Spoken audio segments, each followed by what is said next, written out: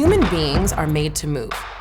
We are literally put on this earth as movers, and it's deep rooted. And when you allow yourself to get in touch with that, it is the most freeing thing. Our bodies are incredible, absolutely incredible.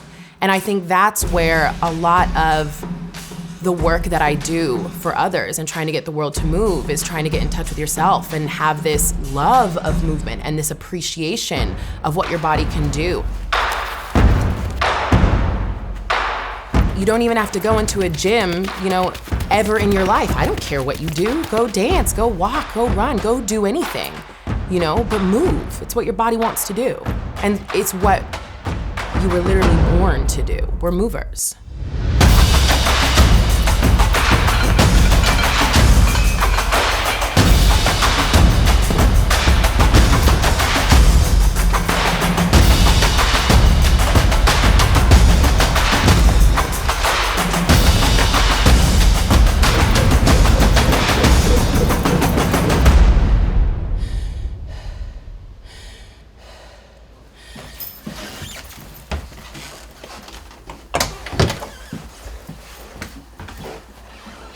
Dun, dun, dun, dun.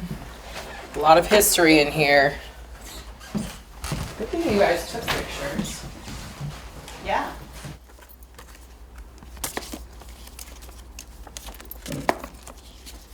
Anytime I did a sport and they wanted me to move to the next, oh, she's getting good, let's have her move on, my mom said I would quit. So I never, up until high school. This was gymnastics. Gymnastics, and they were and they said, they pulled me aside after the first day and said, I think she should join the Firecrackers. And I said, what's Firecrackers?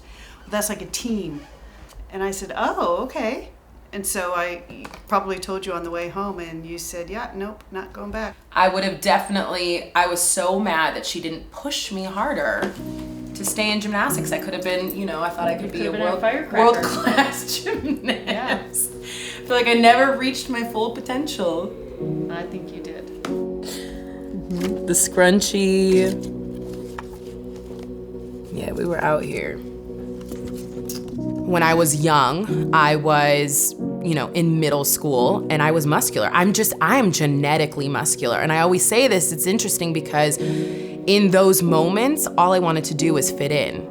I was more athletic, muscular looking than the boys around me, And so in that moment, I had to have this 10-year-old conversation with myself that says, because I look this way, that's why I'm able to go beat them out on the field. I just had this moment of it's okay, Kaisa, it's okay.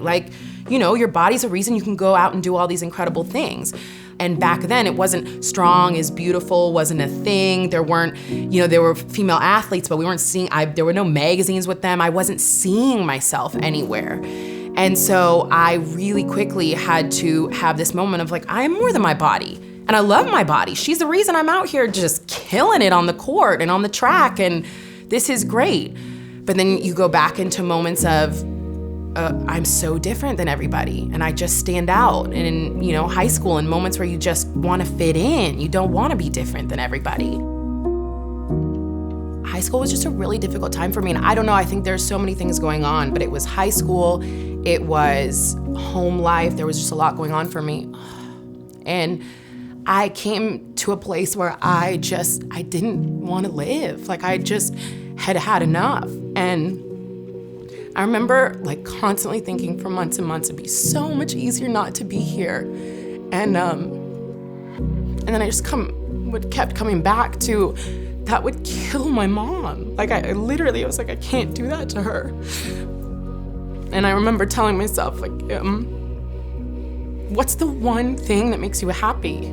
If the rest of the world is such a deep, dark place, what's the one thing that is a light to you?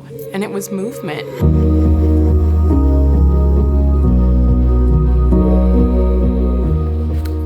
I remember specifically one day walking down to the soccer park and making a decision. I was you're not going to leave this world. You're gonna stay.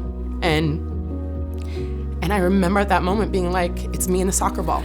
I was down here all day, every day, for 4+ years of my life.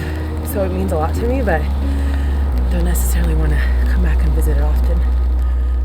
And for 4 years, I mean, that was my thing. I became a soccer star. And it's so crazy because people on the outside would be like, wow, you're so dedicated to this sport. This is crazy. You must love it so much. And on the inside, I was like, this is the only thing that's saving my life right now. Like, this is not a sport to me. Like, this is literally life and death for me. And I think that's where my deep love and admiration and appreciation for movement came, and for myself. For some reason, I didn't turn outwards to get help. I just felt like I only had myself, and this relationship with my body just developed at that time. And I had so much love and appreciation for movement. I mean, it saved my life. It's the only reason I'm here today. It was painful. It was, there was a lot of questioning of myself, like, where was I? Like, where was I when all this was going on? And there's, I think probably every parent wants to be present for their kids, but the reality is we're not always.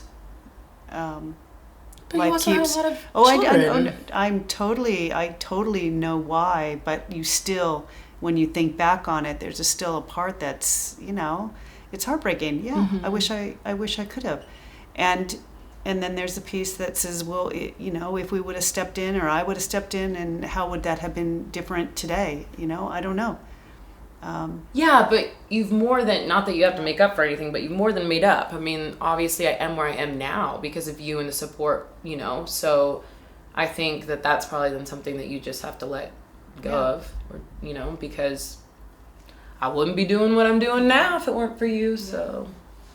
Well, sometimes I think you probably figure it out. If you have to move, you have to move, whether I'm here or not. True, but I wouldn't have the foundation to go get the world to move without you, so. It's Yeah. been a good ride. Mm-hmm. It ain't over yet. No. Just started.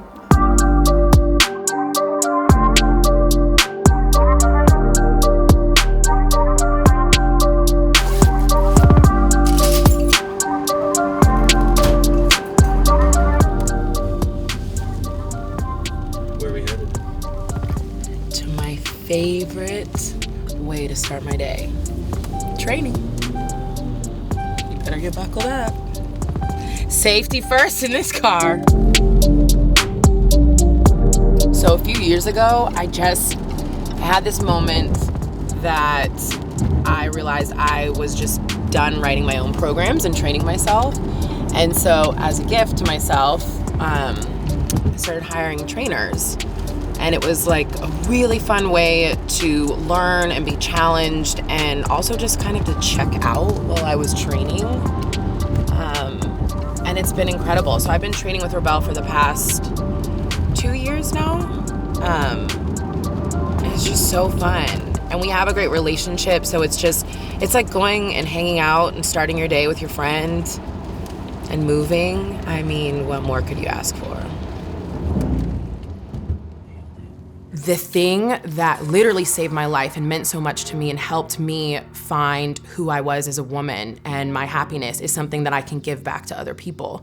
And so that's for me, I try to keep it simple and just say I want to help the world, just move and get connected to themselves. But the bottom line and underneath a lot of that is I really want people to find their happiness. I think for me, I've gone through a lot of dark times and been really unhappy in my life, and I was always searching for happiness. And I think that happiness doesn't come from all these exterior things that we think it comes from. It comes from within. It comes from being really comfortable and okay with who you are. When was the last time that you met somebody and they had this really positive effect on you and you walked away and it was because of the way that they looked? That's not, for me, that's not the point in life. I really want to be out there doing things and helping people feel certain ways. And for me to have an effect on them and them to have an effect on me has nothing to do with what they look like. I'm so much more fueled by training the masses and training the world now. And it's really something that I feel like I'm standing in my purpose. I get a lot of questions and people are asking, like, what are you motivated by? How do you get up every day and go do that? Well, I'm motivated by, even if it's just one person that may look at the content or the things that I'm doing and feel like they want to get up and move, or they see themselves in me and are empowered. Like, that to me is the most motivating thing ever. And so I feel so fortunate that the thing that was the spark and the thing that I love has now evolved into, it's almost overwhelming to think about how possibly big it is. It's almost overwhelming to think about how many people may be watching or may be motivated to move because they're watching what's happening, but it's also such an incredible gift, and it's a gift that keeps giving back to me because it's the thing that keeps me fueled and so happy. What's with the smile? That's the $1 million question. What's with the smile? I've worked really hard to find my happiness, and I think to be able to be in that space and to be able to be present and recognize it, like the smile is just that little outside thing, but down deep, I'm truly, truly happy with my life and where I am.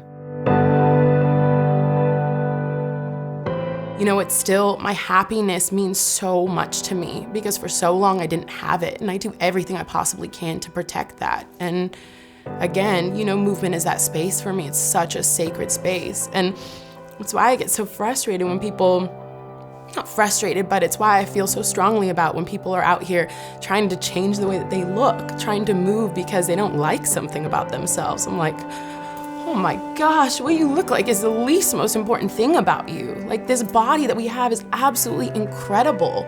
Move because you love it. Move because you are so grateful for everything it does for you. It wakes up every single morning and does the things that you want to do. And for me, no matter how many years, I was beating it up and I was saying it wasn't a good enough athlete, and whatever I was going through, it was still there for me. She was still there for me, and she still is today. And that's where I think my evolution has just come so much to being just so grateful and thankful and happy for being here today, being alive, being here today, and a body that can move and do the things that I want it to do.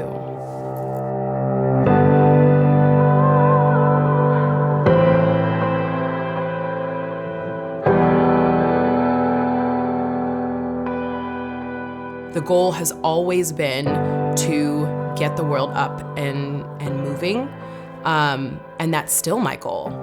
I think that there's a lot of people in this world, and I think that that's something that I will forever be on a mission to do. But I also really want to change the health and fitness world. I think it's not a very healthy world. I think the images that, as an industry, we put out are not actually the images of health, and I would love to start shifting that. Health doesn't look a certain way. I say that all the time.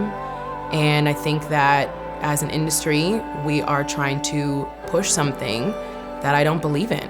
And I'm definitely out here with a lot of fuel and a lot of passion to change that. I think about my nieces and I'm like, what's the world gonna be like, when they're in their 20s? And right now, that's a scary thing to think of. And trying to make huge changes seems impossible, but what you can do is change yourself, and you can take care of yourself, and you can change your energy. And if we're healthier human beings, not by what we look like on the outside, but by who we are on the inside, that's a completely different world. And that's the world that I feel like I will work my ass off all day, every day to help shift and change. And not just for my nieces, but for everybody.